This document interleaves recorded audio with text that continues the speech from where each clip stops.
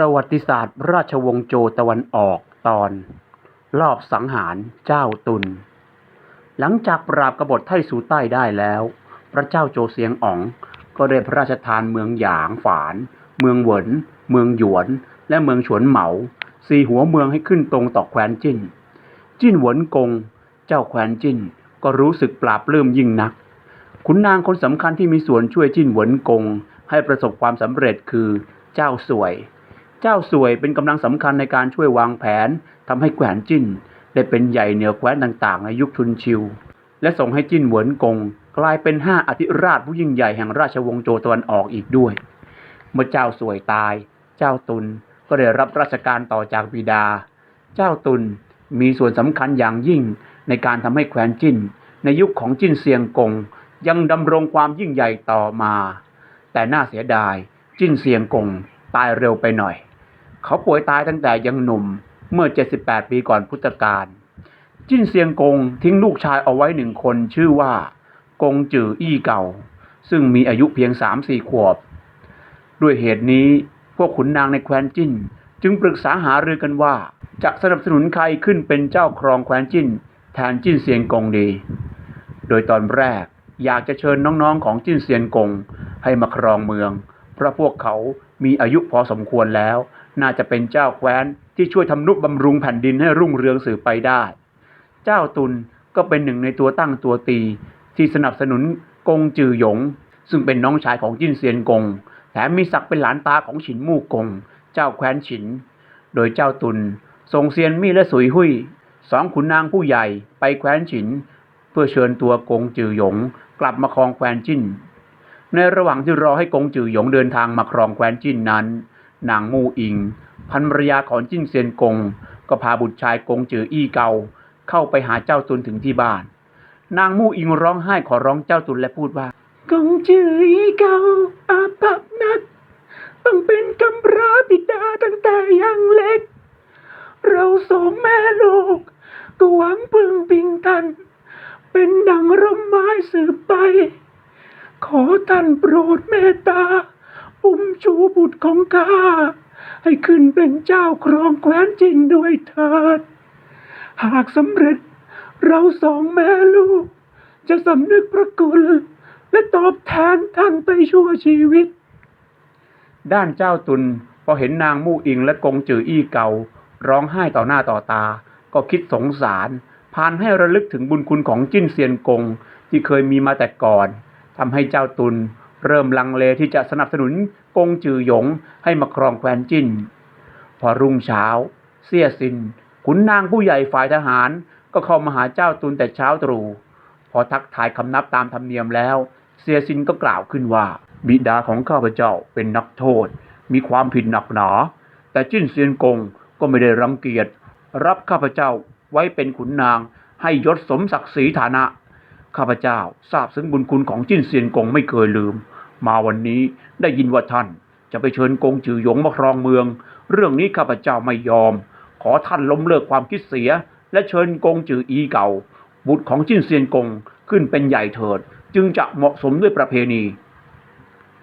เจ้าตุลเห็นเสี่ยซินที่มีอำนาจทหารในมือคัดค้านการตั้งกงจือหยงหนักแน่นแบบนี้ความลังเลในใจของเจ้าตุลก็หมดไปจึงกล่าวต่อไปว่าเดิมทีข้าพเจ้าคิดน้อยเกินไปและโดนตัดสินใจเรื่องนี้ไม่ได้ปรึกษาท่านซึ่งเป็นผู้ใหญ่เสียก่อนความผิดข้าพเจ้าหนักหนามากขอท่านโปรดยกโทษด้วยมาตอนนี้ข้าพเจ้าสำนึกผิดแล้วข้าจะสนับสนุนแต่งตั้งให้กงจืออี้เก่าขึ้นเป็นเจ้าสืบสมบัติบ้านเมืองตามคำท่านว่าหลังจากนั้นเจ้าตุลและเสี่ยซินและเหล่าขุนนางทั้งปวงก็พากันเข้าไปที่จวนเจ้าแคว้นร่วมกันสถาปนากงจืออี้เก่าขึ้นเป็นประมุขแห่งแคว้นจิ้นภายหลังกงจืออี้เก่าได้รับนามแต่งตั้งว่าจิ้นหลินกงแต่เนื่องจากจิ้นหลินกงยังเด็กมากเขาจึงแต่งตั้งเจ้าตุลขึ้นเป็นเซียงกัวสำเร็จราชการบ้านเมืองมีสิทธิเด็ดขาดแต่เพียงผู้เดียวทำให้อำนาจของสกุลเจ้าตุลเพิ่มพูนเข้มแข็งบารมีขึ้นมากด้วยสติปัญญาอันหลักแหลมของเจ้าตุลทำให้แคว้นจิ้นในยุคของจิ้นหลินกงสามารถต่อสู้แย่งชิงความเป็นใหญ่กับแคว้นฉู่ในยุคของฉู่มู่อ๋องได้อย่างสูสี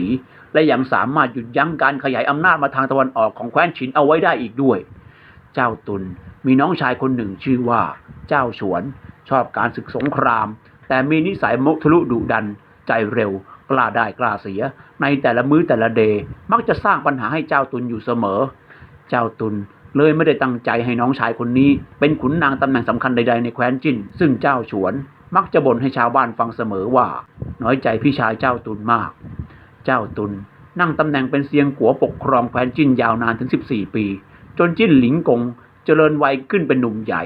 แต่ทว่ากลับมีนิสัยเขกมะเลเกเรนิยมคบคนพาลและนักเลงหูไม้การศึกษาเราเรียนไม่นิยมชอบแต่ออกไปล่าสัตว์ยิงนกตกปลาดื่มสุราฟังเพลง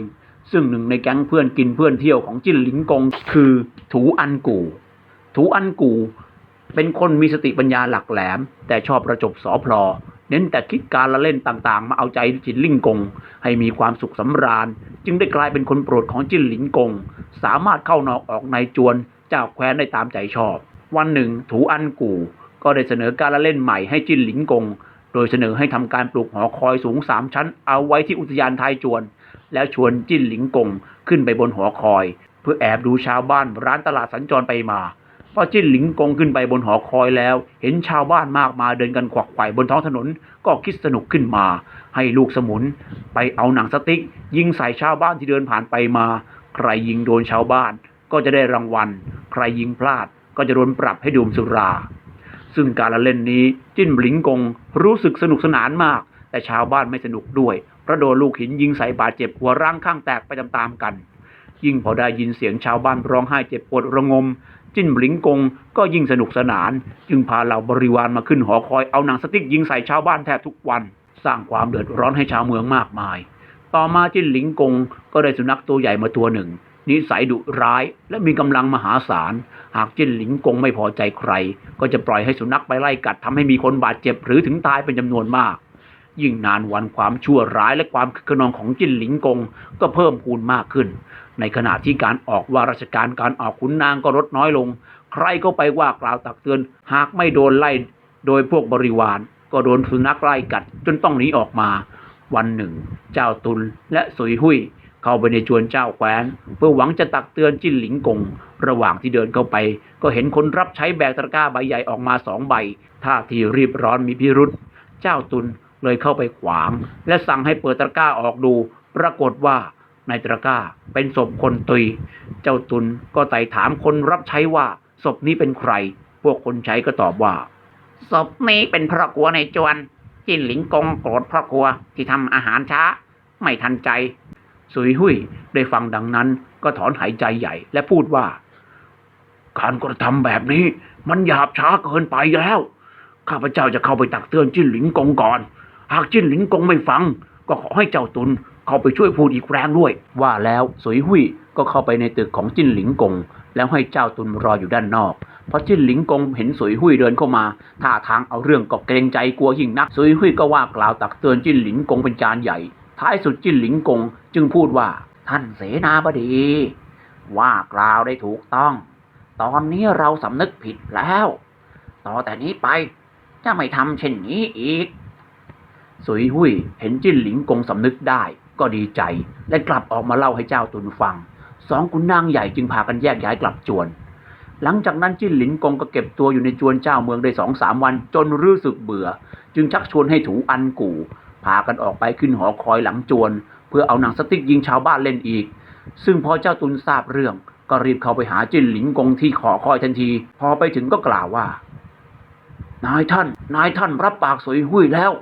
ว่าจะไม่กระทำตัวเหลวไหลเช่นนี้อีกผ่านไปเพียง 2-3 วันท่านลืมคำพูดไปแล้วหรือจิ้นหลิงกงก็ตอบว่าข้าพเจ้าก็แค่คิดถึงการละเล่นนี้